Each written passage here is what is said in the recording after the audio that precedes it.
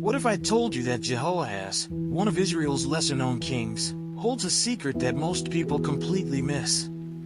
You see, his reign isn't just a dusty chapter in the Bible, it's a mirror reflecting how leadership and faith can make or break a nation. But here's the twist. Jehoahaz's story challenges the popular idea that kings and leaders always have to be perfect to succeed.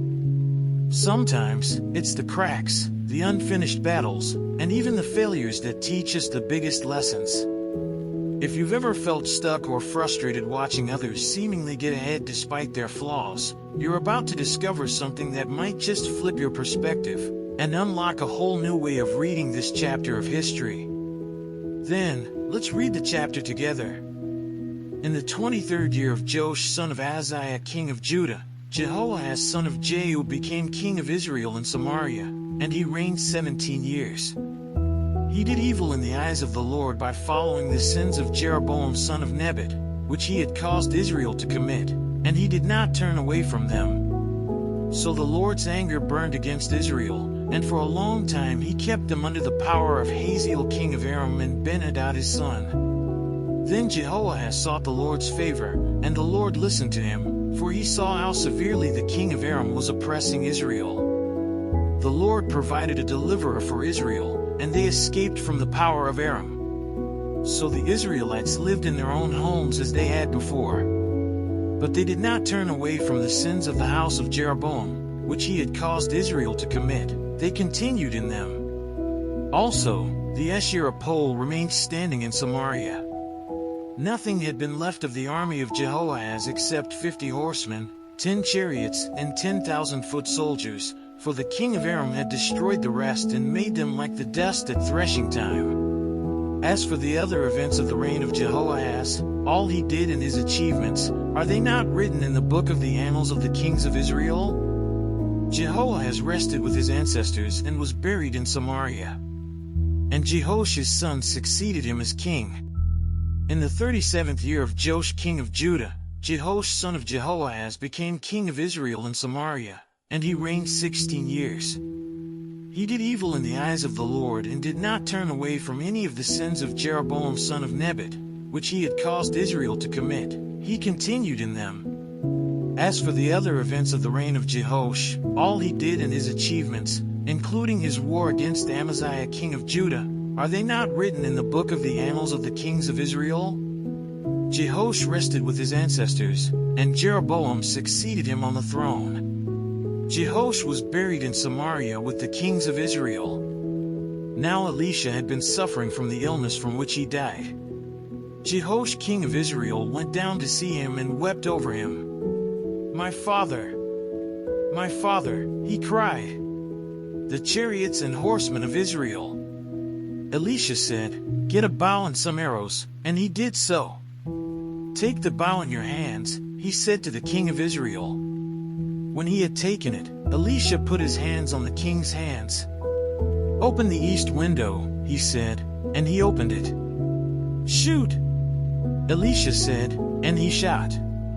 The Lord's arrow of victory, the arrow of victory over Aram. Elisha declared, You will completely destroy the Arameans at Aphek. Then he said, Take the arrows, and the king took them. Elisha told him, Strike the ground. He struck it 3 times and stopped. The man of God was angry with him and said, You should have struck the ground 5 or 6 times. Then you would have defeated Aram and completely destroyed it. But now you will defeat it only 3 times. Elisha died and was buried. Now Moabite raiders used to enter the country every spring. Once while some Israelites were burying a man, suddenly they saw a band of raiders, so they threw the man's body into Elisha's tomb. When the body touched Elisha's bones, the man came to life and stood up on his feet. Hazael king of Aram oppressed Israel throughout the reign of Jehoahaz. But the Lord was gracious to them and had compassion and showed concern for them because of his covenant with Abraham, Isaac, and Jacob. To this day he has been unwilling to destroy them or banish them from his presence. Hazael king of Aram died, and Ben-Hadad his son succeeded him as king. Then Jehoash son of Jehoahaz recaptured from Ben-Hadad son of Hazael the towns he had taken in battle from his father Jehoahaz. 3 times Jehoash defeated him, and so he recovered the Israelite towns. Let's say a quick prayer to thank the Lord for his mercy. Hey God, thank you so much for opening my eyes through this study of 2 Kings 13. I'm really grateful for the lessons about faith, obedience, and your unstoppable power, even when things look tough or incomplete. Help me not just to read and understand, but to live out what I've learned every single day. Give me the courage to take those full steps, the strength to keep going, and the wisdom to trust you even when I don't see the whole picture. Walk with me, guide me, and remind me that you're always there, working beyond what I can see. Amen. So, what can you take away from the story of Jehoahaz and the kings of Israel in 2 Kings 13? It's a call to look closely at where you might be holding back. Are you giving your full effort, or settling for just enough? How often do we let small compromises or unfaithfulness chip away at the bigger picture, just like Israel's territory shrank?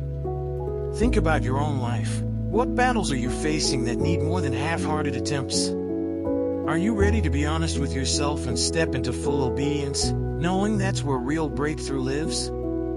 I want to challenge you right now. What's one step you can take today to move beyond the 3 arrow shots in your own journey? Could it be recommitting to a goal, seeking out a mentor, or simply digging deeper into the Bible and reading chapters like 2 Kings 13 to uncover hidden wisdom?